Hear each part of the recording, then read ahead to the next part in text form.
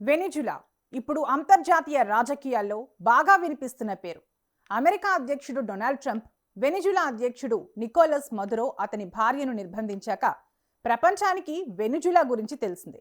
కానీ ఒకప్పుడు వెనిజులా కలల స్వర్గంలా ఉండేది.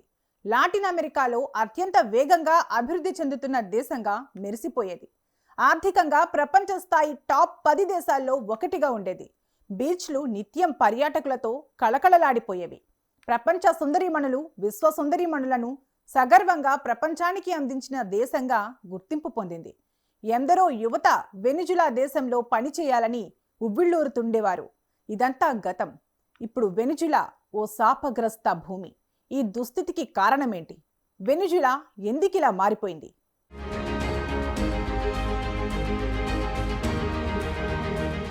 వెనిజులా దుస్థితికి అమెరికాయే కారణమని అందరూ విమర్శిస్తున్నారు. ఇది వాస్తవం కూడా.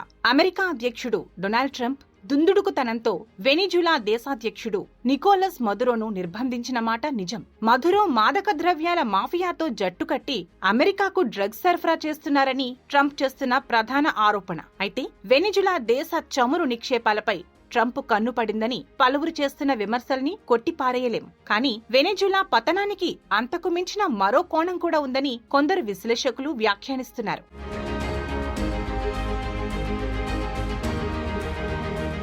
వెనిజులా ఎందుకింత బలహీన దేశంగా మారిపోయింది? అత్యంత సంపన్న దేశంగా వెలుగొందిన వెనిజులా ఆ దేశంలోని కొందరి వల్లే ఈ దుస్థితికి చేరుకుందా? కొందరు సమాజ వ్యతిరేక శక్తులుగా పనిచేసి దేశాన్ని మానసికంగా దెబ్బతీశారా? తరతరాలుగా కొనసాగుతున్న విష ప్రచారాలే ఈ వినాశనానికి కారణాలా అన్న కొత్త అంశాలు తెరపైకి వస్తున్నాయి. దేశంలో అంతర్గత వ్యతిరేక శక్తులు విషం చిమ్మితే ఎంతటి దుష్పరిణామాలు చోటు చేసుకుంటాయో కళ్లకు కట్టిన వాస్తవ కథనంగా చూడాల్సి ఉంటుందా?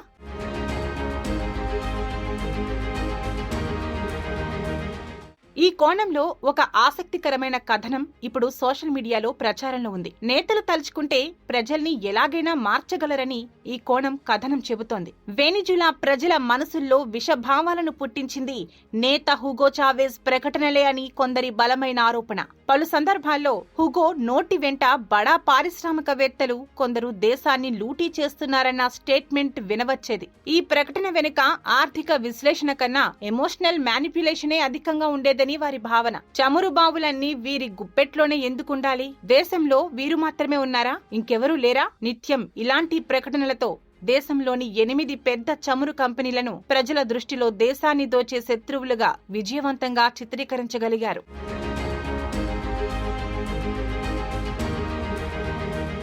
బడా కంపెనీలకు వ్యతిరేకంగా పోరాడుదామంటూ పిలుపునిచ్చిన చావేజ్ ను ప్రజలు నమ్మారు. ప్రజలకు ఉచిత పథకాల హామీలు గుప్పించాడు. చమురు బావులున్న మనం ఏ పని చేయనక్కర్లేదు. Litre petrol 0.5 పైసాకు దొరికేస్తుంది. ఏ పని చేయకున్నా ప్రతి కుటుంబానికి నెలకు 10,000 బోలివర్లు ఖచ్చితంగా లభిస్తాయి. హాయిగా బతికేయవచ్చు. ఈ అందమైన కలను ప్రజల మనసులో ఎక్కించాడు. ఫలితంగా పనికి తగ్గ ప్రతిఫలం అన్న కాన్సెప్ట్ మాయమైంది. పనిచేసే శ్రామికులు కరువయ్యారు. అంతిమంగా చావేజ్ అధికారంలోకి వచ్చాడు.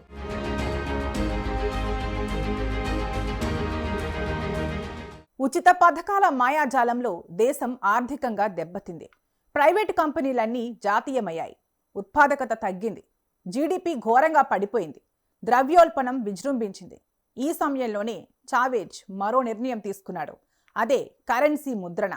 అధికంగా డబ్బు ముద్రిస్తే పేదరికం పారిపోతుందని నమ్మారు. 1000 కోట్ల బోలివర్ నోట్లు ముద్రించారు. క్రమంగా మనీ వాల్యూ పడిపోయింది. నోట్లు చెత్త కుప్పల్లో దర్శనమిచ్చాయి. నేతలు విచక్షణారహితంగా హామీలివ్వడం వల్ల జరిగే అనర్థం ఇలాగే ఉంటుంది.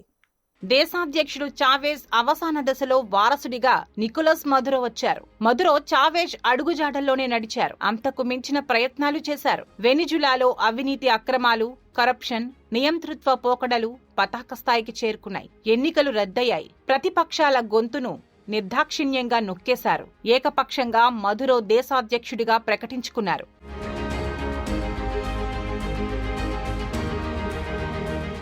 వెనిజులా ప్రజల్లో 80% మంది ఇప్పుడు కొలంబియా, బ్రెజిల్, అర్జెంటీనా దేశాల్లో కాందిసీకుల్లా బతుకుతున్నారు. బతుకు తెరువు లేకుండా నిత్యం ఆకలితో పోరాడుతున్నారు. ఒకప్పుడు సంపదకు చెదరని చిరునామాగా ఉన్న వెనిజులా ఇప్పుడు అత్యంత పేద దేశంగా మారిపోయింది. రాజకీయ వికృత విన్యాసాలు, ప్రజల్లో నిర్మాణాత్మక ఆలోచన ధోరణి సన్నగిల్లడం, వీటి కారణంగానే వెనిజులా చివరికిలా మిగిలిపోయిందన్న కోణం ఆలోచనాత్మకంగా మారుతోంది.